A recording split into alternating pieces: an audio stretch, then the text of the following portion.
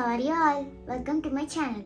Today I learned something new about our Indian history. I like to share it with you. Before entering into the video, I thank you all for your love and support. I feel happy if you subscribe my channel. In this video, we are going to have basic informations about our Indian history. We are going to see periods of history, sources of history and timelines. History is the study of past events. Do you know who is the father of history? Herodotus is called the father of history. He belongs to Greek and he did systematic investigation of historical events like Greco-Persian War. He also wrote a book called Histories, the Indian subcontinent. It includes 6 countries and it is collectively known as Bharatvarsha or Hindustan in ancient times. Our Indian history is broadly divided into 3 periods: the ancient period, the medieval period and the modern period. In the ancient period, we invented fire and wheels. Humans started domesticating animals. Also, they started agriculture. Then comes the Indus Valley Civilization. It is also called the Bronze Age or the Copper Age. The civilization started along the river banks of Sindhu. Then came the Vedic Age, which is also called Iron Age. This is the significant period. The epics, Upanishads, Puranas, Vedas belong to this period. During this period, the city of Delhi was known as Indraprastha. Jainism and Buddhism started during ancient period.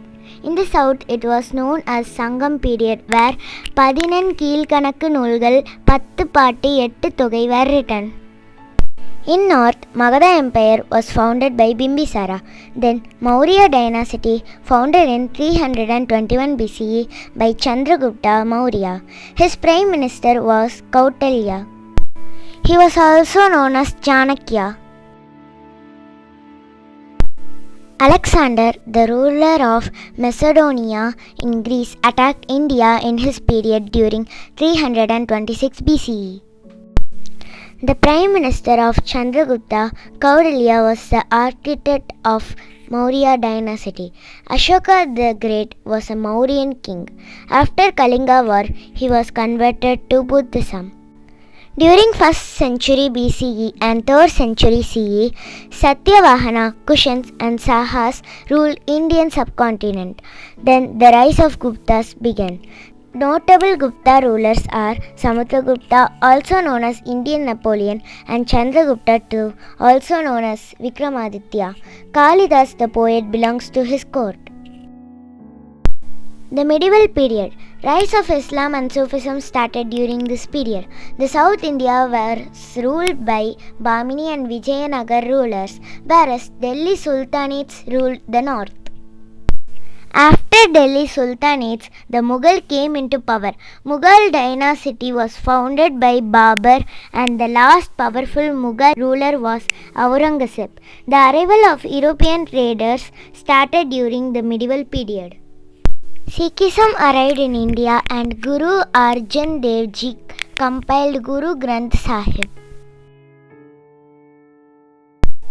The modern period. The East India Company started in 1757.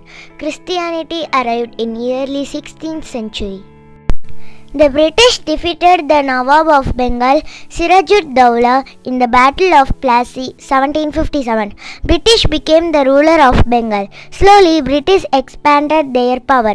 In 1857, the Great Indian Revolt, that is, India's first struggle for independence, happened. Due to this mutiny, East India Company dissolved and the power was transferred to Victoria Queen. British Raj started. They divided and ruled our country. After a long struggle, we got independence in 1947.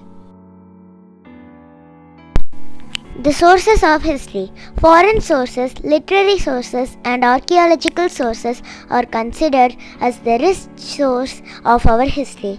The literary sources are kept and preserved in libraries and museums. Foreigners like Herodotus, Aryan detailed about India in their works.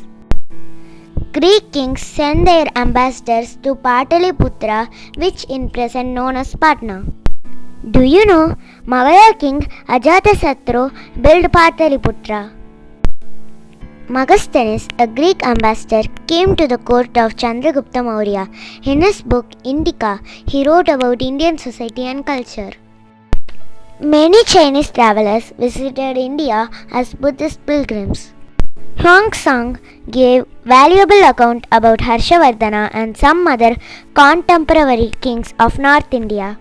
An Arab scholar, Al-Bruni, studied Sanskrit, acquired knowledge of Indian society and culture through literature.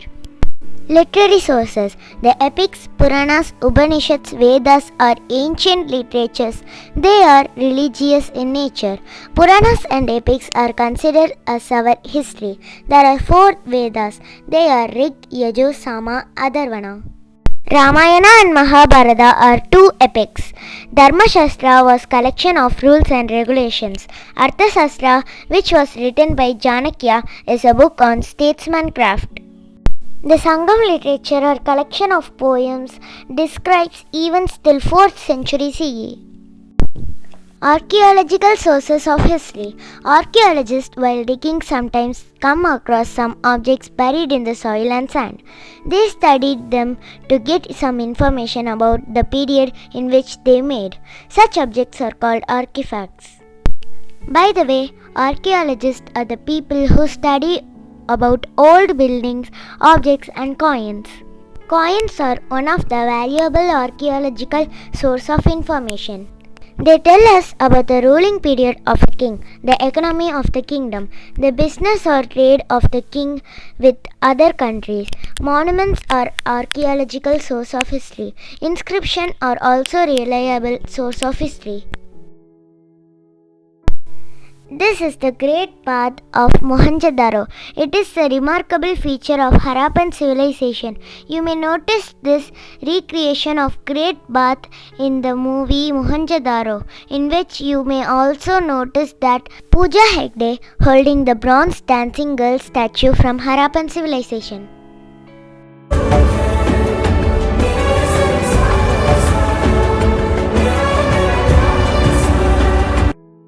This is dockyard at Lothal, another important structure. Lothal is major trading center of Harappans. This is the place where ships and boats used to come for loading and unloading. Timeline. Timeline is a chronological sequence of events that occurred in the past. We know that Bronze Age, Iron Age, Indus Valley Civilization. After that, the rulers like Mauryan Empire, Gupta Empire, Delhi Sultanate, Mughals ruled us. Then came the European traders. East India Company established. They started occupying our country. So we started to fight against them in 1857. Then came the British Raj and Gandhian era. We got our independence in 1947, then Republic on 1950. These are the major events while we turn the pages of Indian history. I hope you like this video. Please subscribe my channel and share it to your friends. Thank you for watching.